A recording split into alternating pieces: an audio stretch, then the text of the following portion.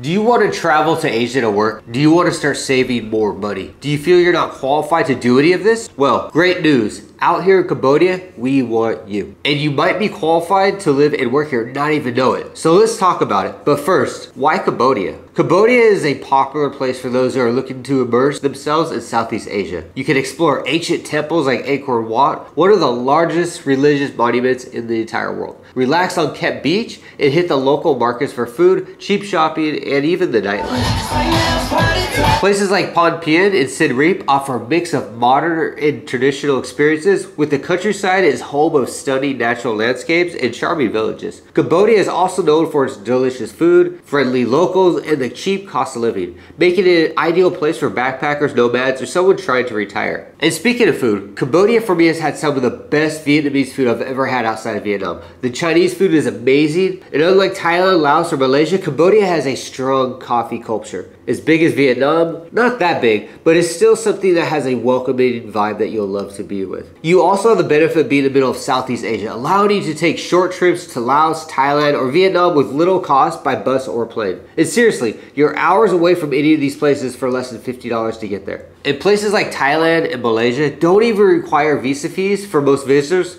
so check iVisa link below to find out if you even need to get a visa or not to travel these places. But let's get to the point today of this video, living and teaching in Cambodia. So what are the benefits for you to teach English here in Cambodia? I'm glad you asked. The most obvious one is you're having a meaningful impact on the kids in the country that normally wouldn't have such a chance. Really, almost 97% of Cambodian kids never get a chance at education with a non-citizen. You truly are unique to your students. The longevity is also becoming a big thing here. Other countries around like Thailand, Laos, and Vietnam are focusing more on English. This is becoming a must path for Cambodia. So you are part of this move forward. You also get to see a strong Asian culture that goes back much farther than many surrounding countries. Not to mention you get to learn a new language that has an amazing story to it. There's so much to see in Cambodia. Most tourists just see the capital and Siem Reap, and they are back on a flight back home. Living here, you get to see much more than that, and best of all, you get to live and be part of it. You'll see things like hidden temples, rarely used beaches, factory towns, farm towns where a lot of Cambodia's food production comes from. I've seen a lot of these places, and 99% of tourists I've met have never even heard about. And I can tell you, my stories about Cambodia typically are more fun than the ones of a typical tourist that went through Cambodia on a 30-day tourist visa. And also, the cost of living is so low, it's unreal. Imagine working part-time and being on a living wage and still had money left over. And if you don't drink,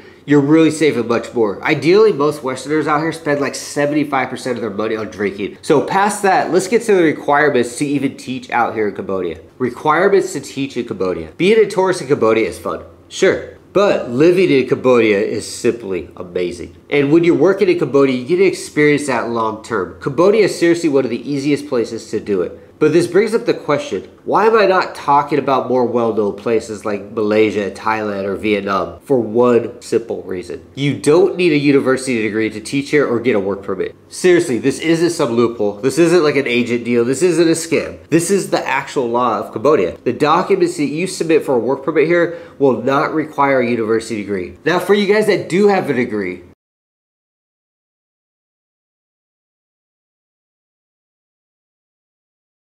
it'll help you get a better job with a slightly higher pay up front typically, and you'll get a faster response from different employers if you do have this degree. So you do have that instant benefit of having a degree, but in the long run, it doesn't really matter. So what is required then? Is a clear background check that you can do here once you get here, and a 120-hour TEFL that you can do online. Check below this video. I can help you get that accredited online TEFL that is accepted here, and it's 50% off the total cost. Click the link below, create an account, get discounted, and get it done over this weekend. It doesn't really take 120 hours, trust me. And that's it. It's that easy. You'll get your online certificate the same day that you finish the course, and within a couple weeks, you'll have a physical one in your mailbox. So you got all that done. What's next? Finding a job. How do you find a job? Now, if you're not here, you can still find work and create a commitment to a job even before you leave your home country. Let's talk about some ways that you can find work before you even get here though. If you're here already, these same ways are the most common ways to even find work regardless. So Here or there, this is the best way to go. The obvious one is to use Facebook and just type in Cambodian English teachers. Now you can mix up these words as you see fit, but the point being here is search for those, check the forums,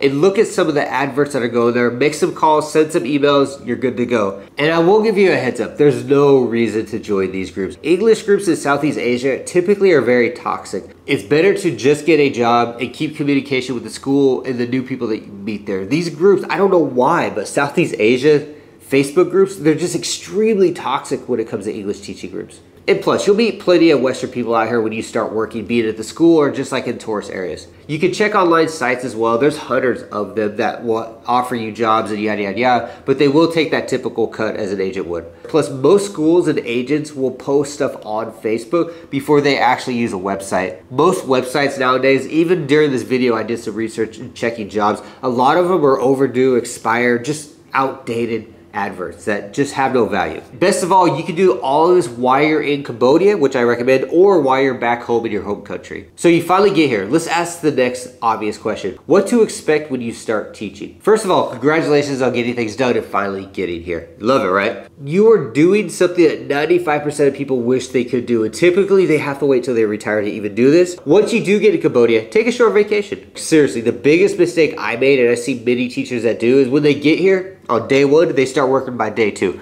Enjoy what you've earned and start taking little trips, little bike trips for a couple weeks. So what are you expected to do once you get out here? I'm gonna be honest, no vlog, no TEFL program is gonna get you ready for the Cambodian teaching system. It is quite insane, but in a good way.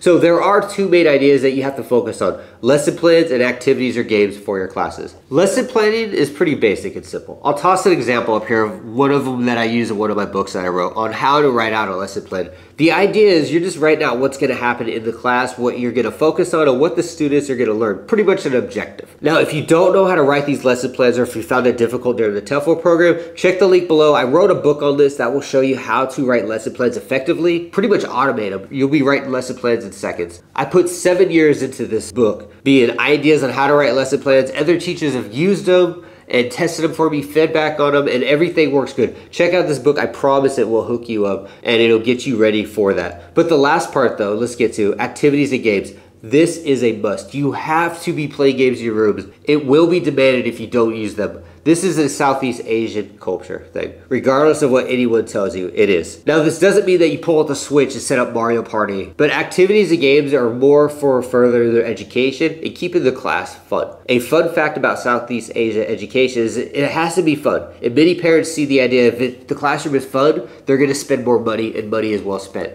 regardless if they're learning or not. Odd, right? These activities though serve more than a purpose of just being fun. They create crowd control, they improve the learning experience for the students, and it also gets the most shy of students involved in the activities, allowing the students to all be part of the program. It also kind of self-regulates. Students will actually start enforcing the rules to other people. I've put together 3 books containing 8 activities each, all proven. I've used them over the last 7-8 years in Vietnam and Cambodia. They work awesome. Check it below. If you want to get everything, I have a volume 1, contains all 24. Again, check it below. Seriously though, having these activities in these lesson plan books will put you ahead of 95% of teachers that come out here to teach. Most teachers that come out here will have a TEFL, maybe even have a degree, and have no idea what to do, because Cambodian education is not like it is in the West. It's very different, let's say that. So that's really it though. The skill is English, the materials are the lesson plans, and the actions are the activities that you do within that lesson plan. Seriously, it's that easy.